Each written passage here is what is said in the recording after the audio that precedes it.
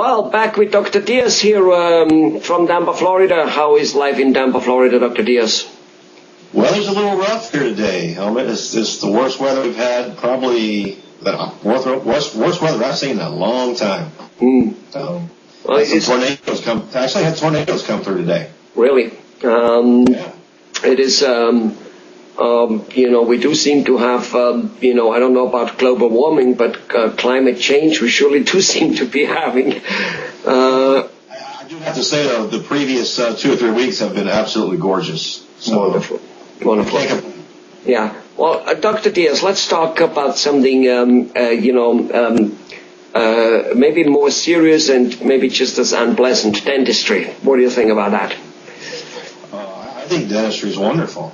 Oh, okay. I don't find anything unpleasant about it at all, as a matter of fact.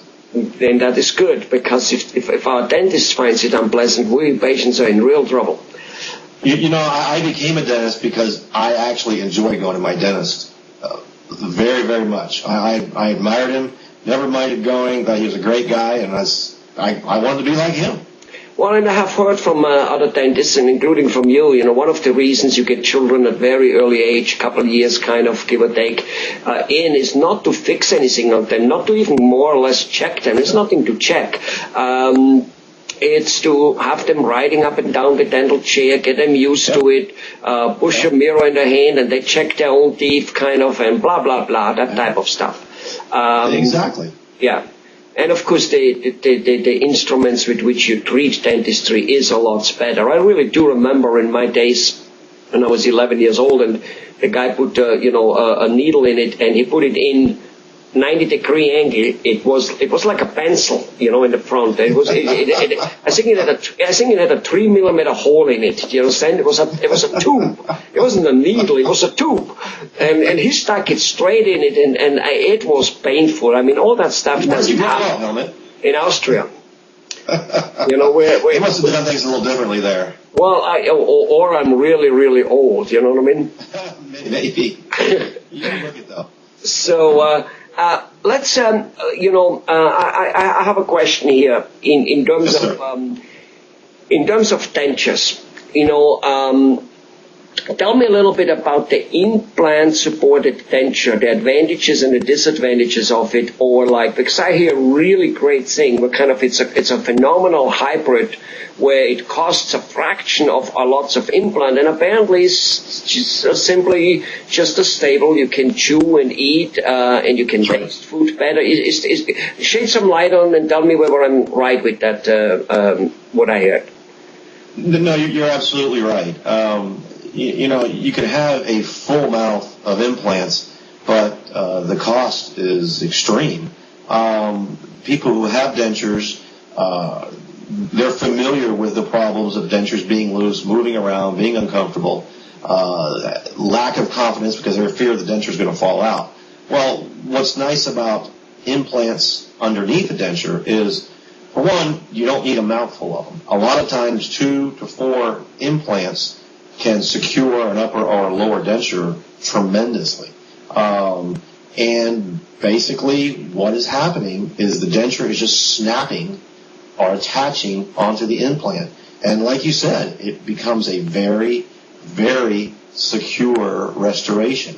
There's no fear of the denture coming out when you're eating. There's no fear of the denture coming out when you're talking. It's a very, very tight fit. And for a fraction of the cost of a full mouth of implants. Right.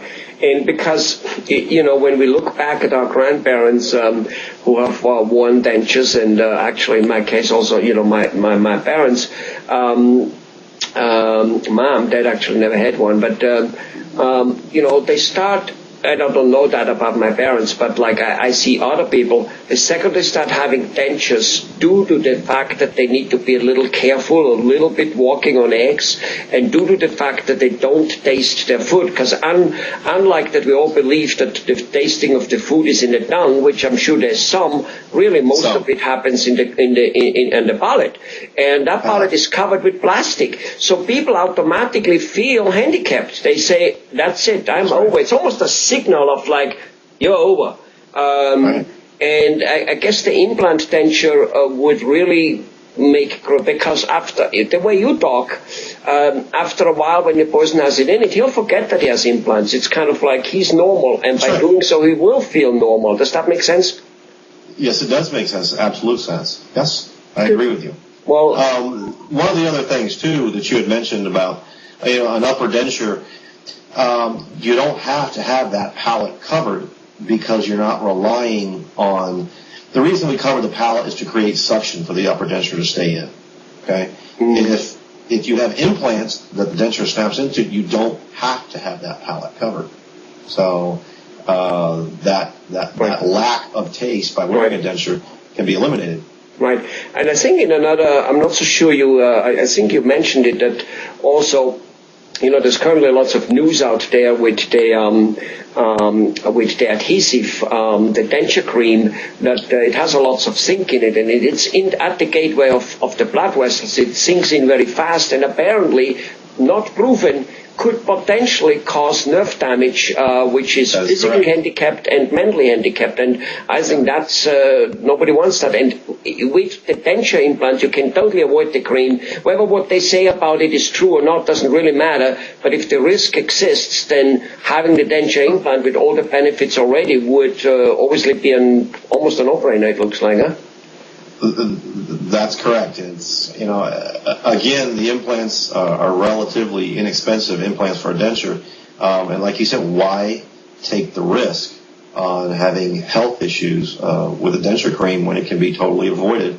And not to mention, implants are going to hold a denture in a lot more secure than any denture cream that's out on the market today.